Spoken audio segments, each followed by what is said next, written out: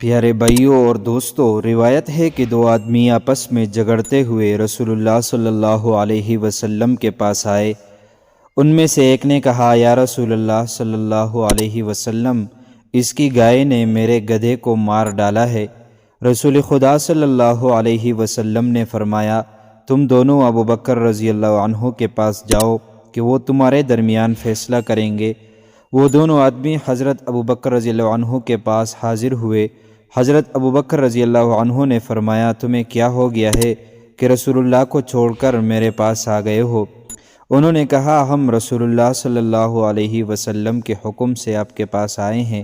ابو بکر رضی اللہ عنہ نے فرمایا، حیوان کو حیوان نے مارا ہے، اس میں مالک کا کیا قصور ہے؟ گائے کے مالک پر کوئی دیت لازم نہیں آتی۔ وہ دونوں آدمی رسول اللہ صلی اللہ علیہ وسلم کے پاس واپس آئے۔ رسول اللہ صلی اللہ علیہ وسلم کو حضرت ابو بکر رضی اللہ عنہ کا فیصلہ سنایا۔ آپ نے فرمایا، عمر کے پاس چلے جاؤ۔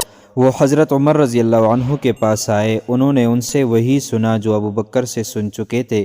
پھر وہ رسول اللہ صلی اللہ علیہ وسلم کے پاس لوٹ آئے۔ آپ نے فرمایا، علی بن ابی طالب کے پاس جاؤ۔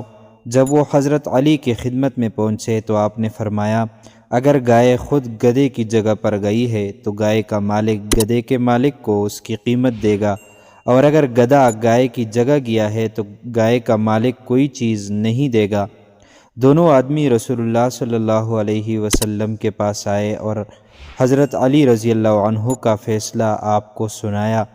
رسول اللہ صلی اللہ علیہ وسلم نے فرمایا، علی نے تمہارے درمیان خدا کے فیصلے کے مطابق فیصلہ کیا ہے۔ تو محترم ناظرین، امید کرتے ہیں آپ کو ویڈیو اچھی لگی ہوگی۔ مزید معلومات کے لیے ہمارے چینل کو سبسکرائب کیجیے۔